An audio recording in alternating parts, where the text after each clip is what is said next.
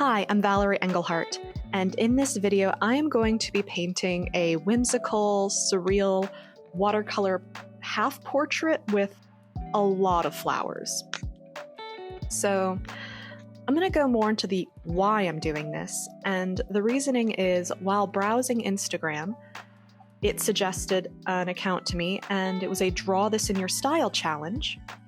And it was by, and let's see if I pronounce this right, Nina Cloisonnet or Nina Cloisonnet.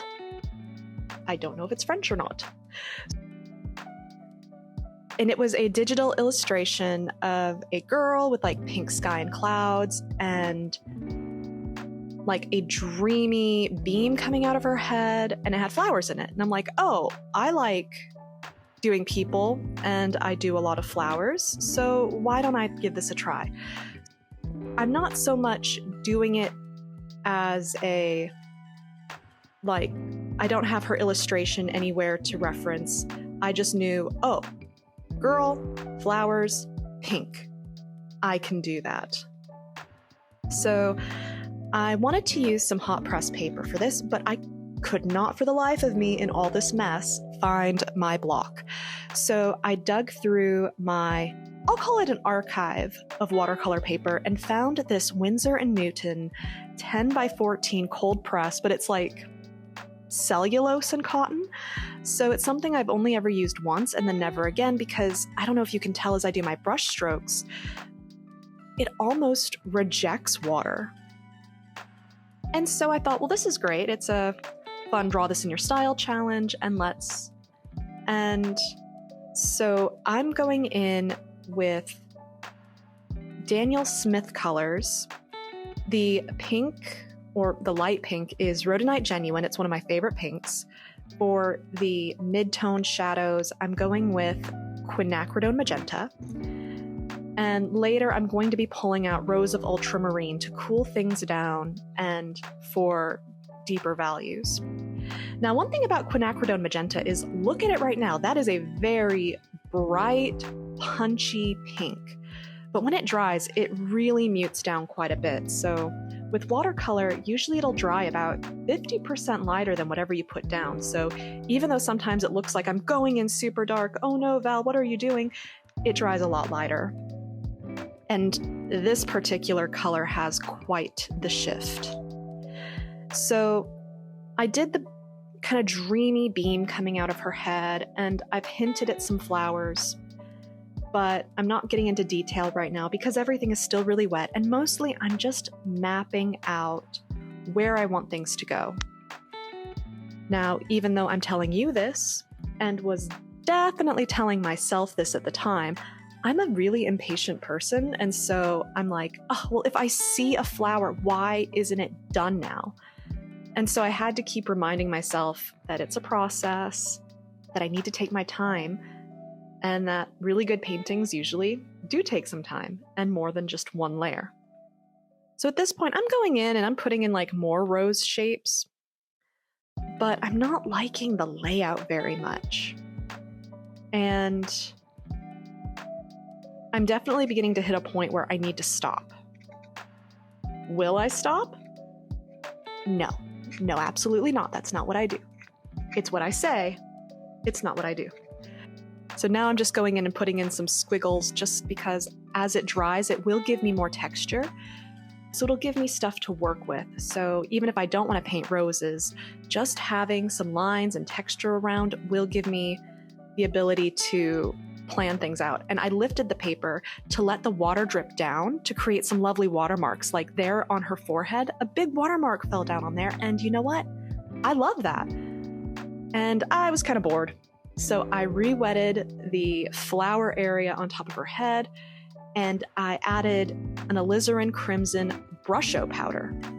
And I've grabbed a spray bottle, and I am just spraying, not indiscriminately, but almost. I do have it going in a direction. I want it like, so I titled this Flower Fever Dream. So I'm thinking of it like a dream bursting out. So I do want those little spray bursts going outward from her head. Ooh, but to my point, look at her face. See how that really bright, vibrant pink has really cooled down. So that is what quinacridone magenta will do. Right, I've pulled out a liner brush and some fresh Rose of Ultramarine pigment, and I'm starting to put in some of the dark value details, such as her eye line. And for the most part on this painting, I'm not using a reference image. I am just going for it. One great thing about working in a monochromatic palette like this is, if you've been here for other videos, you've heard me say it, but you know what? I'm going into it again. Values. All I have to do is focus on the value. The light, the dark, the shadows, the highlights. And that way I'm not having to fuss about color or making her skin tone realistic, because it's not realistic. All I have to do is focus on form, shape, which is created through the shadows, to create a depiction that we would recognize as a person or a flower. And don't be afraid to go in dark. I mean, I do have a bit of a bad habit of going in too dark too fast, and I have been working on that. But seriously, going in dark really brings out the light. If you have everything in sort of a mid-tone, it can get pretty boring. Just popping in a few darks here and there really brings dimension to your piece. Hi, Valerie here. I just wanted to pop in real quick and ask, do you want to paint with bold, vibrant watercolor? Well, I teach you how to paint this beautiful, dare I say, elegant elephant using bright tube paints and lovely texture effects. Just go down to the link below, and it doesn't cost any money. Sign up and you get a free watercolor lesson along with the line art so you can follow along. Okay, back to the video. And welcome back. So now I've picked up some of that quinacridone magenta and I stepped away, I let everything dry, and now I'm going in to do the rose petals. And for this, it is best not to rush. Just let the lines overlap, take it nice and slow, one segment at a time, which is really mostly me talking to myself. So to keep me from getting too bored, off to the side, I've got like some funny ranting YouTube videos going. I think the one at the time was wondering how Florida's even a thing. So that let me not focus too much on the art and take it too seriously, because I was able to pay attention to something that was making me giggle on the side. And I really would recommend it. Put on some music. If you want to put on a TV show, go for it, but maybe make sure it's not something you're too interested in. So that's one of my favorite things to go to YouTube for, is to put on something kind of funny for me to listen to, or even like ghost stories if I'm feeling spooky. But something that I have enough interest in that it keeps my mind from fixating on my art and getting too perfectionist. But it's not so interesting that I stop painting and watch what's going on. Though it is also great because if something does get interesting and I want to watch, it lets my painting dry a bit, which is something that I often neglect. I always want to just go in and get more done, but I do have to let things dry. I will say for this painting, because it is on this cellulose paper and it's not like some piece where I've done like a loose wash where I'm trying to get all these textures. At this point in the painting, any textures I'm hoping to get are done. I don't mind pulling out the blow dryer and going to town so that I can get back to work. Gosh, so much of the English language is metaphor. I speak in a lot of metaphors. So if that makes certain things a little hard to follow or confusing, I do apologize. So here's a little fun thing down at the bottom near her eye. I guess what would be the one that we see on the right side, you know, like stage left or whatever. Please don't correct me. I don't know theater stuff. My son would be very disappointed in me. But down where her other eye is that's next to that rose, I'm kind of leaving it a little ambiguous because there's that rose petal that's hanging down. And so where her eye line is matches up exactly where a shadow would be for that petal. And so I'm not putting a lot of detail down there because I do want that ambiguity of like, oh, is it just a shadow? Is it her eye? Maybe both. Why not? But I do leave one side of the face a little more detailed than the other. Because, oh boy, am I going in with detail on this flower. And roses are both difficult to paint and not difficult to paint. Really, if you can just do these spirals coming out of it with jagged edges and a lot of patience, they're really easy. The patience part is what gets me. But also, I don't really paint super realistically. If you are a botanical painter interested in getting all of those perfect folds, this would probably drive you mad. Well, I mean, I'm sure you could paint it perfectly in this style, but watching me do it might be driving you a bit crazy. And, well, you know what? I'm glad that you've made it this far. All right, I want to leave that bottom section of my painting to dry, and I'm noticing that big burst of the Brusho powder on top looks kind of like a hibiscus. And on the side where you can't see across my desk, I've been painting hibiscus flowers for a pattern collection I'm working on. So I've already got hibiscus on the brain, and there's this big, beautiful mass that looks like folding petals, so I'm leaning into it. And honestly, I'm really happy about it because the idea of just painting a bunch of roses coming out of her head bored me. It made me like, oh, I don't want to do this. But seeing a natural form that looks like a tropical flower on it, embracing it, loving it. And that's one of the things I like about doing that explosion of pigments and colors and just letting things dry with natural texture is I go into the painting with a plan. The plan was young woman, flowers coming out of her head, color pink. But I'm letting the painting tell me what it needs to be. I'm allowing myself to go with the flow.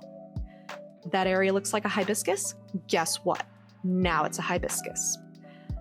And so I'm just paying attention to textures and really just textures. Any textures I see in the wash.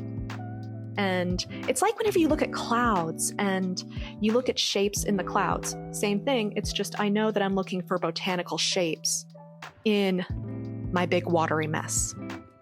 And it's also one of my favorite ways to paint in that to bring the flower to life, I don't want the flower to be darker than the background. Well, I mean, the background's white, but I mean the mass, that big splashy mass. So it means I do a lot of negative painting where I want the petals to be whatever that wash already is. And so to create form, I'll add lines and then bleed them away, which is negative painting. It's where you're not painting the subject, but you're painting the space around it. And down here, I definitely want a flower kind of coming from its side, and I'm kind of feeling like a poppy. So I don't have any reference images right now. I'm just going off of what my memory of a poppy looks like from the side. And whether or not I'm completely accurate doesn't really matter, because that's one great thing about painting flowers, is as long as you get the basic shape right, most people will know what it is. Bonus points if it's the correct color. But we're not going for correct colors right now. But even if it doesn't say poppy to someone, what type of flower this is not important. I just need flowers. And because there's already a rose and something that looks like a hibiscus, our brains will fill in the blank and be like, oh, okay, these are a bunch of flowers. I see little ruffly-doos that look like petals. And so that's one of the great things about art, is that it creates that dialogue. And I like this style because it does let the viewer play a part in the interpretation of what this is. And another little fun thing, I don't know how easily you can see it, but that hibiscus flower, in that upper right corner. So I did do some negative painting around those lower petals to bring it form, but those upper petals, I did not touch at all. Yeah, I gave them some lines in the petal, but those edges, I let them fade away into the background. So those are lost and found edges. Some things you do want to use a hard edge for. So for example, you can see some of the petals in that poppy I'm painting is a definite edge because, well, otherwise I'm just gonna have a lot of blobby forms. But it's nice to leave some things to the imagination, let it bleed away, be dreamy, ethereal, which is the whole point of this piece anyway. Going in on the other side now, picked up some nice dark juicy pigment, doing my initial spirals, and bleeding them away to create another rose. I went with a rose just because they're easy for me to paint. I didn't want to go and look up other flowers. I was like, you know what? I see a rounded form. Let's go with another rose. Now, one thing you might have noticed is I start with the center. I don't paint all the lines first and then bleed them all away. The reason I do that is I want to work in sections. So if I had done all of the lines that I want to put in the rose and then went back to bleed the center, it probably would have already dried, especially because I'm using pretty neat pigment. There's not a lot of water there. I'm putting down neat pigment and then activating it, bleeding it away with fresh water. But that does mean that I want to work in smaller sections. Otherwise it dries, it doesn't reactivate very well, it ends up stiff. Now I am doing some lifting because that Brusho powder, it's a little hard to tell because I do have to be zoomed out for the orientation of this, but the Brusho powder lifts in an interesting way, which might be maddening depending on what kind of techniques you're going for, but because I'm really going for loose and not realistic at all, really, I'm fine with things lifting and getting weird because that, to me, enhances my piece. I will say, though, disclaimer, I don't really recommend this paper. In case that is sounding like a recommendation, I'm not super in love with this paper at all. But it is good to try new things, and also I need to use up some of my art supplies before buying more. So I probably will do a few more paintings with this kind of paper to get through the pad. As bits of the painting dry, things that were nice and dark before are much paler than they were. So at that point, I go back in with a nice dark value, in this case, that Rose of Ultramarine, and just darken some things up.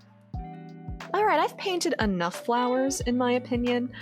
I want to put in a leaf, because in the wash, it looked like there was a leaf folding over the rose.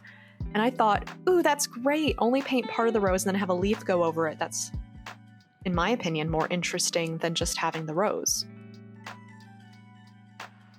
Plus, in making a bouquet, it's nice to have some filler pieces. So, same technique as everything else. Do a broken outline around my shape, bleed it away, and then add detail to the botanical piece itself. Okay, I need one more flower up in that area, and that splatter that I've got going on that upper left side looks like I think it's called a pistil, for like that I see on hibiscus flowers. And so basically I'm like, oh, okay, I'll put in another hibiscus because hibiscus were on the brain. But this one I'm having upturned to the side. So I'm painting petals that you would see from the side. So that kind of teardrop shape.